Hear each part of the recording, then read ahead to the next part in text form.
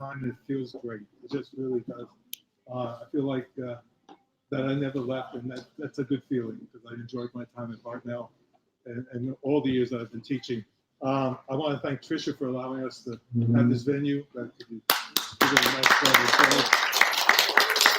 I want to thank my wife Vita for putting up with me, and of course all my friends and former students and colleagues and mothers of students and parents of students. And I was hoping that Claudia Garcia was going to be here. Is she here? No? Oh, Claudia. This is Claudia Garcia. And she was never my student, and I didn't know her, and I have actually never met her. But there's a quick story about how she got on the cover, and that is through the Math Academy.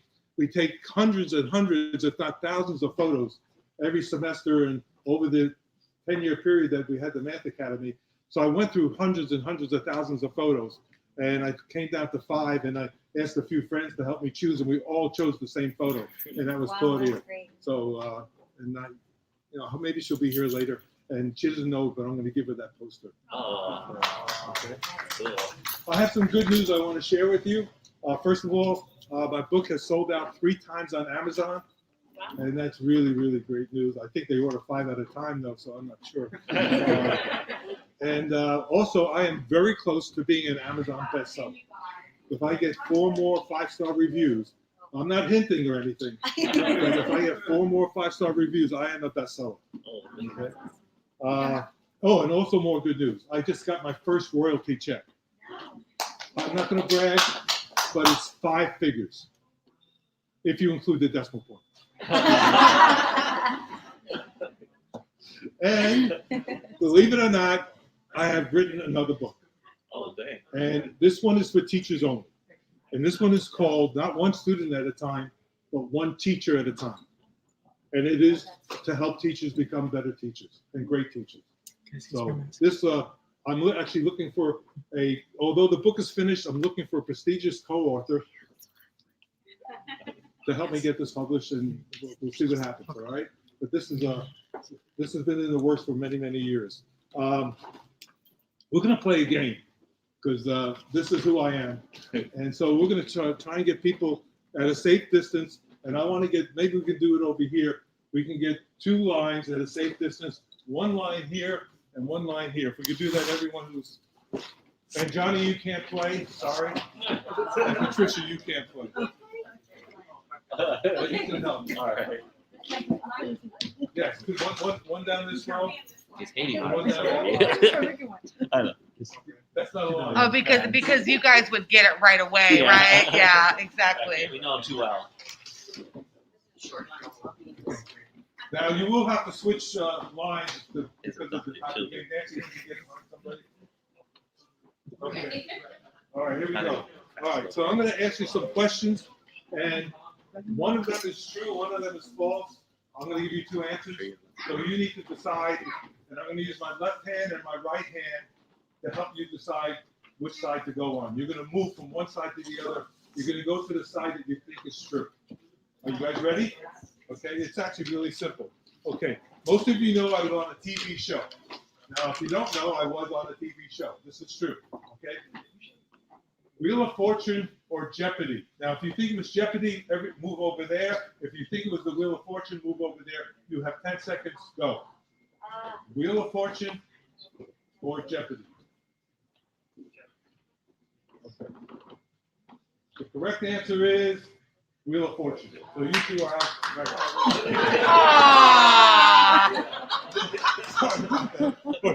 but let's give you one more shot. Let's give you one more shot. All right. Okay. I happen to be related to a very famous person. This is true. Okay.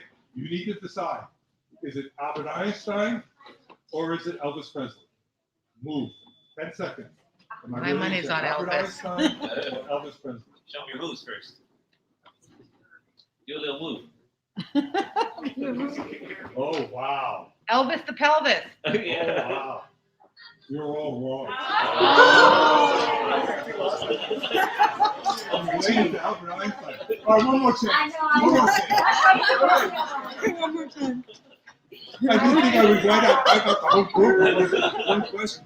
Hey! Hey, we were all hoping for Elvis. I mean, really, right? Oh, wait a second. All right, maybe. Thank you. Okay, next question.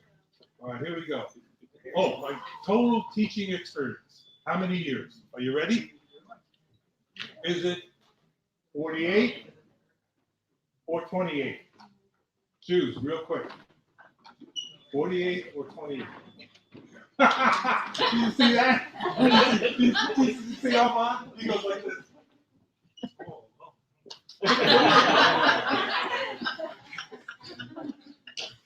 Okay, so it's 48 years altogether. All right. Oh, okay. I have 2 dogs, maybe. Okay? Maybe. Or 1 dog, maybe. Okay? What are the names of my dogs? Do I have a dog named Ruby, or do I have 2 dogs named Pi and Radius? Quick, move. 10 seconds. Do I have a dog named Ruby, or a dog named Pi and Radius? Okay, because the thing really starting now. Okay. All right. I have a dog named Ruby. You're all right. Yeah. Stay where you are, Mom. By the way, I have tried here. Okay. All right. Okay. You may or may not know that I invented games. So the question is, the games that I made, maybe, Oh, well, let him know were there's they music. sold in Sears and Macy's, or were they sold in my head? I never really invented them.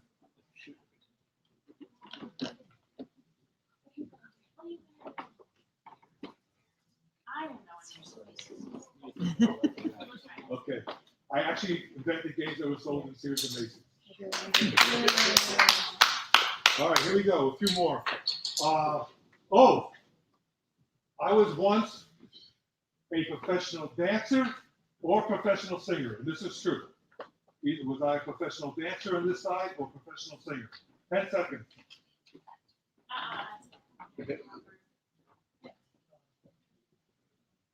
I was a professional dancer. Let's see that Elvis move. Oh, you'll have to wait. Oh, damn. Okay. All right, here we go. So we're down to 2 people. Are you still in it? No, just one's wrong. One's wrong. That's all right. Okay. So we have 2 left. Is that right? Okay, you both have prizes, by the way. Okay. My wife, Vita. Where did I meet her? Okay. Did I meet her on a blind date or at a nightclub? Blind date or nightclub? And I met her at a nightclub. And wait, I have a prize for you. This is a board game book that I wrote. Yay! Okay, I have you're the winner. And you get a free book. Congratulations. All right, I have a couple more questions. I think because they're up here, we're going to play it anyway. Let's use your right hand and your left hand. Are you ready? When did I begin writing my book? Was it in 2017 or 1977? Raise your hand to find out which one. Okay, I started writing it over 40 years ago. Wow. This is the truth. I was right. Okay. This is not about me, but this is my brother. My brother James Binney Rand. Was he a congressman or was he a person whose name is on the moon? Was he a congressman or a person whose name is on the moon? On the moon. On the moon. His name is on the moon. He worked for Grumman Aircraft, and they had the contract for the Apollo spacecraft, and he was an engineer. So his name is on the moon. And that's it. That was just a lot of fun. Okay.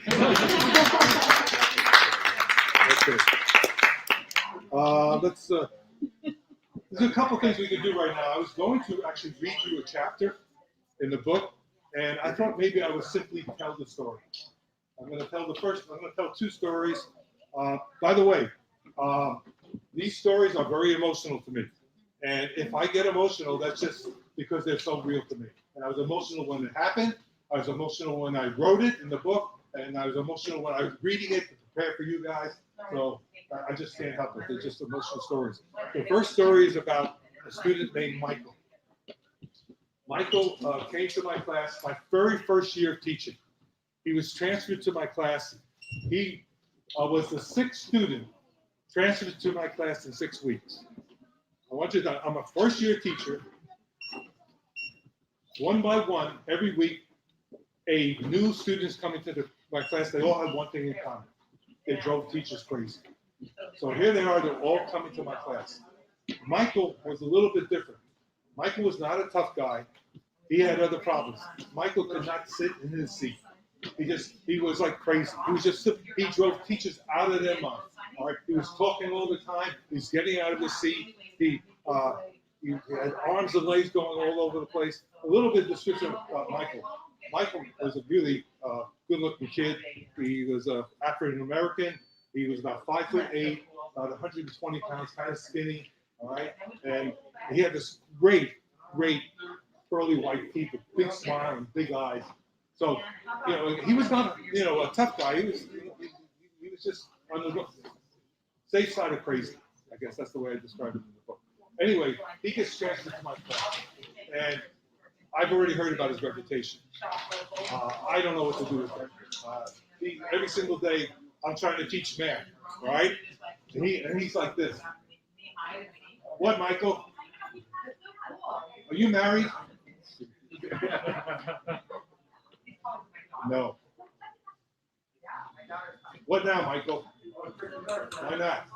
I mean, he drove me crazy. What's this got to do with math? So this is like something every single day. I'm going to cut to the chase. A few months later, it's April 5th. This is the day after Martin Luther King was assassinated. Michael had now been my student for about 2 months. The entire school is in mourning. Everybody. There's an announcement over the PA that we're going to have a moment of silence for Dr. Martin Luther King. I'm sitting at my desk. I am close to tears. My head's on my desk.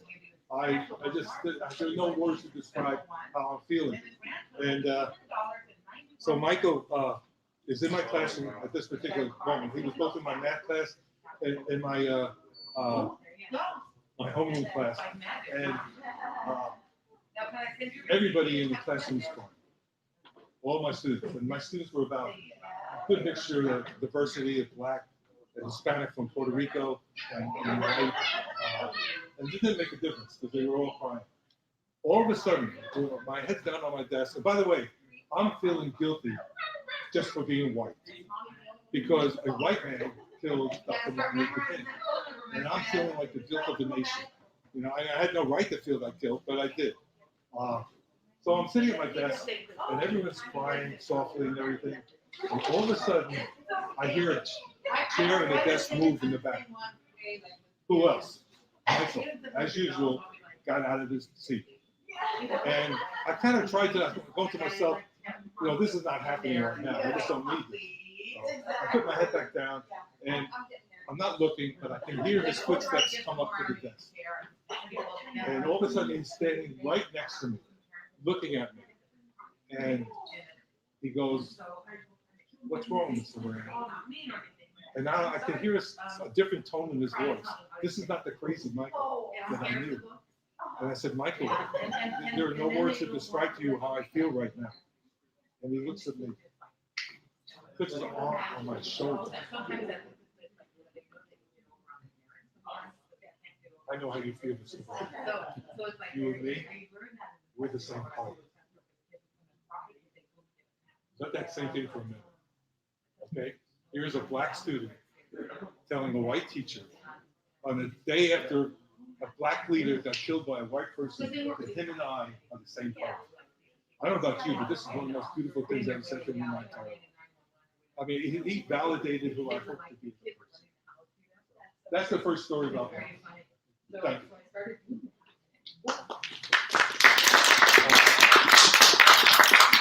have one more story I want to tell you about a student named Jacques Dawes.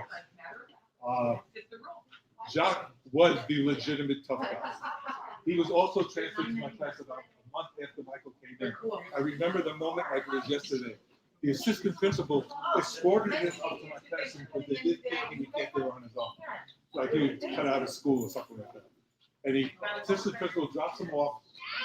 Jacques Dawes this is a 9th grade class, by the way. 5'11". Looking straight at me, okay? 5'11", built like a brick house, you know. I mean, it's like solid, and he's got scars on his face. I mean, this guy looked like he's out of a movie. He just looked tough. He looked intimidating, and so the principal just kind of left him off there with me. It just gave us both kind of these weird looks. But by this time, remember all these students that kept coming up to my class like week after week. I developed a little pep talk, before they would come into my classroom. And I look at Jacques, and I'm standing in front of my doorway, because he wanted to go into the classroom. I said, no, wait. So I said, Jacques, let's make believe that nothing that you've ever done before makes any difference. I don't care what you've done. I don't even want to know what you've done. All I know is that with me, it's starting a clean slate.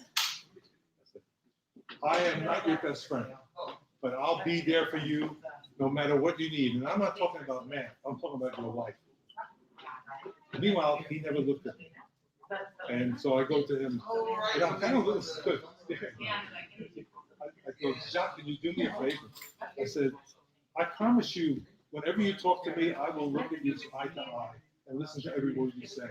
And you do the same for me. And with that, he looked up for the first time. And he looked at me.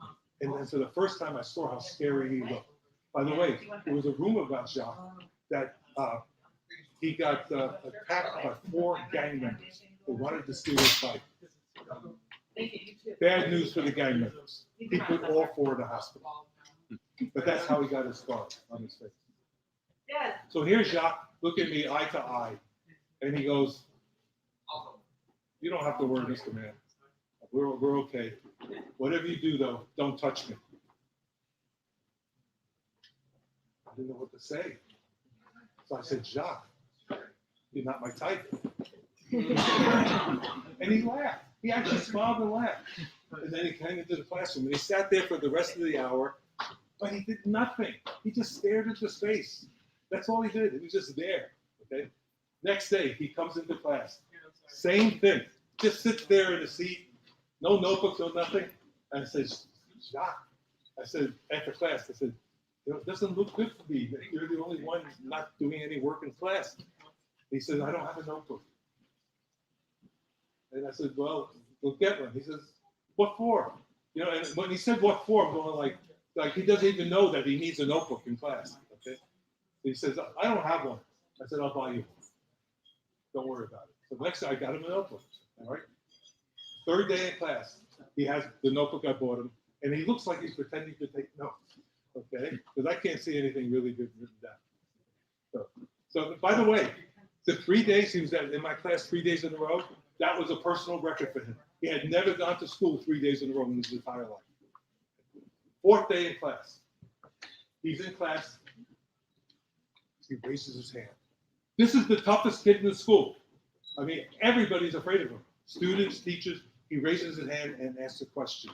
There was total silence in the room. I mean, the students could believe it. By the way, he's twice the size of every other student in the room. Okay? And so they were just shocked, and so was I. And I was pleasantly surprised. And so after class, I called him over. I said, that was a really good question. I said, I want you to do me a favor.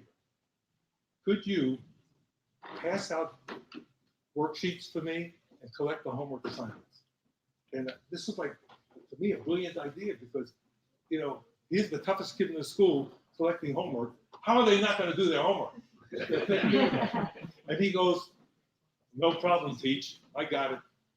And then I look at him. I said, Jacques, can you do me one more favor? He goes, what, teach? I go, could you call me Mr. Rand and not teach? He said, no problem, teach. And then he laughed. No, he laughed and said, okay, Mr. Rand, I got you. All right? And that we had a bond, like, it was incredible. So for the next 2 weeks, he's going to school every day. And he's like transformed 180 degrees.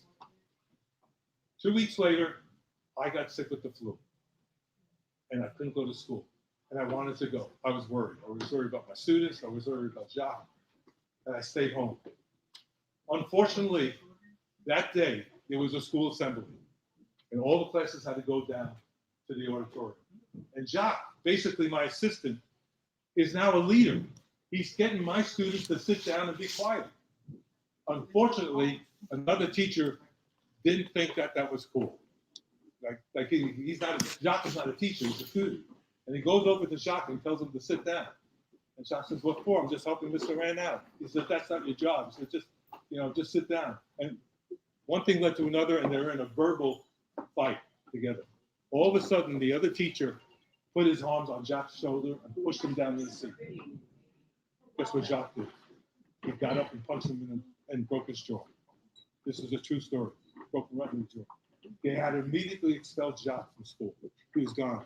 Nothing I could do about it. I got a phone call from the assistant principal. He told me what happened. I was able to talk to the assistant principal into telling the teacher not to press charges. And he didn't press charges. So now Jacques is gone. Okay? Comes to a couple weeks later, 3, 4 weeks later, I'm walking out of school at 3 o'clock. And who comes up to me out of the blue? Jacques. He starts walking right up to me, and I don't know what to expect.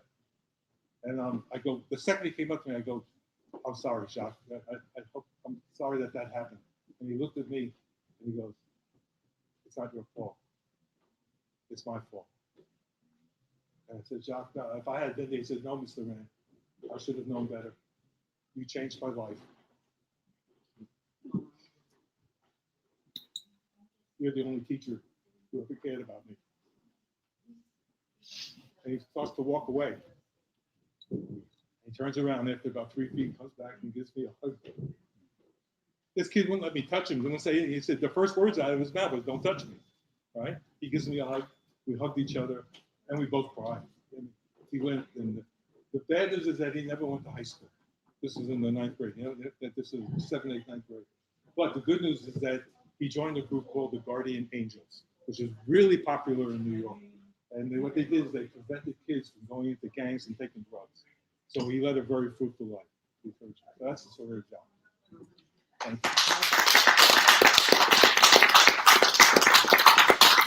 If anyone has any comments, any questions, I can tell you more stories, but I want you to buy and read the book. Hey, by the way, if you haven't bought the book yet, Trish has some books to sell, and she's very happy to help you out. And are there any comments or any questions anybody has? No? There was a student here, I think Maria. I thought she had some comments, some questions. No? You're overwhelmed? You're stunned? We're here. Okay. Are you working on book 2? Yes, I'm working on book 2. I already said that. This is one teacher at a time. Okay. And it's finished. I just need to get a publisher. All right. Thank you. Any other questions? How do you feel? How long did it take you to write this book? Only 44 years. No, that's the truth. I started writing it in the book. There's stories about the program, I had all those kids, Michael and Jacques and all of them, not Jacques, but the kids that were transferred into my class, they were all in my class the next semester, plus 15 more. Okay, so I had the 20 worst kids in the school. And the stories were incredible, absolutely incredible. There's another story about Michael, which to me was like the only miracle I've ever seen in the classroom. And I don't want to get into it now, but I had all these stories to tell. And so when I left the junior high school and went to work for an educational publisher, I had some more time to work on it. So I started writing the book. And there were no computers at this time, by the way. So I had typed out 7 chapters. And so then somehow those chapters got lost. They got lost in my garage. When we moved from our final move, we live in Woodland now, I went through a box. Guess what I found? There's 7 chapters. Okay. But now I have a lot more stories to tell. And so that's it. So 40 years later, it took me 44 years to finish the book. Thank you for that question. Because I remember you were writing your book, but it was for a class, a math class. Right. Oh yeah, that's a textbook that I wrote. Right, textbook. Right. That's the one that was banned from Hartnell. I love That's also a true story. That story's in the book. Who knows about that? Some here people know it. I didn't know. I wrote the only book ever banned from a college. Any other questions? Yes. So do puzzles and games and stuff just come to you like Mozart composing music, or Exactly. how do you think about it? Not quite like Mozart, but they just do come. Yeah, so most of, and Johnny will attest to this, most of the things that we think of either for the classroom or the games and stuff and so on, while I'm driving. Either I'm driving to work or driving home from work. They just pop in my brain. Sometimes I'm actually trying to do it, like invent the game and so on and so forth. But like the word game book, that who's got the prize? You got it? Yeah. Those I was actually trying to do those. So, yeah. Thank you for the question, Jim. Yeah. The book about the teaching, that was a combination of the book for that one student at a time. I wrote both of them together. Yes. Is this Claudia? This is Claudia? This is Claudia, everybody, the girl. Come here. Come here. So, Claudia, I have a question for you. How does it feel to be a cover girl? I'm flattered. Flattered? Well, you should be more than flattered, because I have a present for you, a gift for you. This is for you. For me? Yes, it is. Retrospective. Don't tell her how much I made in royalties. That'll be our secret. Thank I'm you. glad I could help in any way. Oh, God. At least I could. It was the perfect picture. It really was. Thank you. Appreciate it. Thanks, Thank Mr. you Ed. for coming. Oh, of course. Could you go like that? We're doing Claudia. Yeah, we're doing Claudia. see you do that. Wait, I have that questions too. No, do it Claudia. See you raise your hand. Oh! Yeah, you gotta pose. You gotta pose. No. You're right in. Where's your glasses? You need glasses. I got LASIK. Oh, okay. I have to write another book now. Your beanie. What happened to your beanie, by the way? My dad took it back. It was Oh. my dad's beanie. Oh. Ready. You have one? Yes, hold on. What was your question? What was your question? Mom, what was your question? My sports. Was full. I really thank you for allowing me to use your picture. Of course. I really appreciate it. What was your favorite part about your experience teaching? One of your favorite parts about teaching? Tough question. Yep.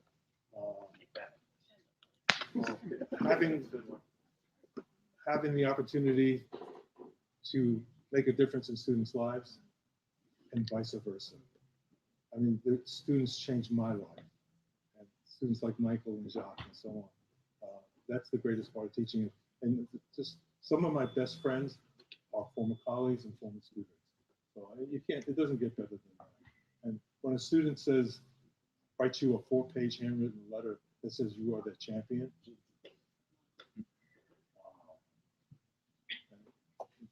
I'm a very lucky man. I'm a very lucky man. I've been given, one of the quotes in my book is that every day we're given a gift and an opportunity. And the gift is life itself. The opportunity is to make a difference in someone else's life. And that's what teaching allows you to do. Thank you. Thanks. Question. Well, I have a couple questions. First. Only allowed one. Okay. Okay. What is your favorite subject that you teach? In mathematics? Yes. Beginning and intermediate algebra, both of them. Yeah, I took tremendous pride in getting my students over that hump, because if you can't pass beginning and intermediate algebra, your college career is over. It's just gone. So if they can't get past those 2 classes, and that's why I took the greatest pleasure of teaching those 2 classes. By the way, in all my 28 years of teaching college, I've never once taught calculus. And you guys are lucky I did. Thank you. You had a second question? And then, by the way, when is this photo took from this cover? You know, I think it was, do you remember? 2010? 2010 or 11? Yeah. Yeah, the summer or winter math academy. Oh. And one more thing, that was. Oh, yeah, 3. I would say comment. I would say, did you know that was the same year that I graduated from high school? That was 2010, by the way. All right, cool. And your future is bright. Yeah, trying to be. All right. Trying to get out of my parents' house as I can. I know that feeling. Thanks, Mo. Thanks for coming. Yeah, I love them. So, with that being said, thank I you have for one coming. question. I want to know how you feel that you were able to publish this book. How do I feel? Mhm. It's impossible to put in words. The book is who I am. If you read the book, you know who Ken Rand is. And so for me to present that in a way that people can enjoy and cry and laugh, like I did during the events that happened. Like to you're me. talking to us when you read it. What? It's like you're talking to us when you read it. Yes. Thank you. I appreciate that. And you don't want to put down the book. You want to keep reading. Except you're not yelling at us. Yeah, no. What's something that you didn't expect before you went into teaching that you learned? Everything. Yeah. What did I was so green when I was in a classroom for the first time. I didn't know anything about teaching. They didn't teach me how to teach in graduate school. So I didn't really know what to expect. I didn't expect that I was going to be able to relate to my students. And in one sense, my young age, I was 21 when my first year of teaching. In one sense, it kind of helped me because my students were like 13, 14, 15, 16, and someone like Jacques was almost 17. So I was able, I think it helped me relate to them. Also in the book, I wrote about how my colleagues who were in that junior high school with me, they told me, don't smile for the first 2 months. Okay? And I'm thinking to myself, that's disingenuous for me. How do you establish a rapport if you don't smile at people? So, I'm 21 years old. I smile all the time. So give me a break. But that's a great question. Thank you. Anything else? Right, we have water, which I desperately need. We have wine. We have wine if you're old enough. I see some very young faces here, so concerned that maybe a few of you may not be old enough to drink, And then I just want to add one thing to what Ken said. Thank goodness that you're a best-selling author on Amazon, and we really appreciate that. We also want to tell you about something new that came out in January of 2020 called bookshop.org. And that's the independent bookstore's answer to Amazon. All the same prices and discounts as on Amazon, delivered to your door direct from the publisher. But the profit all goes to local bookstores, not Jeff Bezos, who has so much money he can afford to go to outer space. You know what? We need that too. So here's some of those. Please take one and pass it on to a friend if you already shop on bookshop.org. We all do. We all shop on the internet, so it's not like nobody, does that. She has such a valid point because it's the independent bookstores that allow me to do this type of event. Amazon doesn't give a hoot about it at all. They just want to do sales. But someone like Trish, and by the way, I'm going to be doing a lot more events than other bookstores, so I appreciate the independent bookstores. So I want everyone to thank Ken tonight for being here. This has been a big treat. Ken was teaching when I was a student at Hartnell. No. So although I was not allowed to be in his class because he was so freaking popular that the wait list was like endless, He always right? has a wait list. But I was able to hear about his success as a teacher and wish I could have been in one of his classes. So now I'm teaching at Hartnell as well. So it just goes to show you that Hartnell breeds and raises really great students into wonderful things in the community. And Ken has been someone who has helped a lot of students And teachers. to get into the community and to do good stuff. And Ken, you're awesome. Thank you so much. Thank you.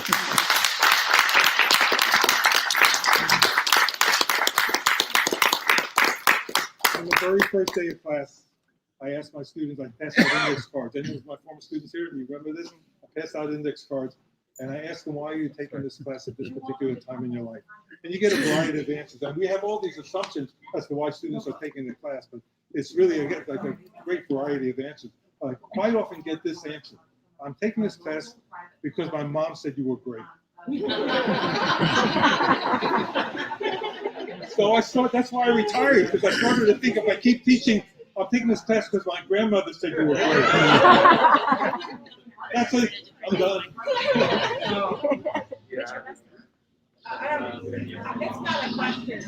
I just want to share with everybody that Mr. Rand was my teacher, and like he said, he doesn't want to teach calculus, and I had him for intermediate algebra, and I had thought that I thought I wasn't good in math, but when I took his class, all of a sudden he's the kind of teacher that just makes you bloom and realize that you actually are not stupid in math. And so I've really been promoting Mr. Rand and telling everybody, any kid, any student who says, I hate math, you got to take Mr.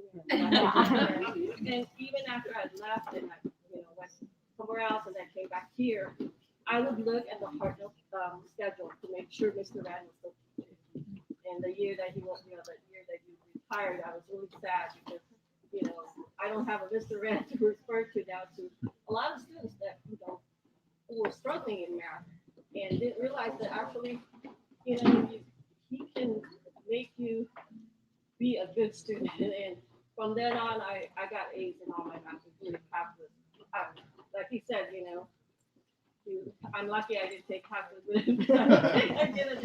So you guys, please enjoy and continue to enjoy being here tonight. We have some really good red and white wine, which I have back here for anyone old enough. And we've got some great cookies, so please enjoy staying here. We've got some live music starting up again, and you can continue to stay and talk to Ken. It's not like anyone's being kicked out, so enjoy the evening. I have a song to play for you before they start. Anyone who's ever been my student knows that I play this song at my last class before I leave. Okay? So I hope it works out. There's probably going to be some kind of stupid commercial. Pizza Hut! All right. All right, here we go.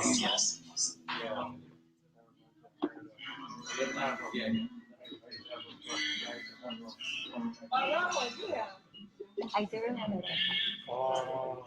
Can you hear it? Remember this song from the Math Academy, of course. There you go.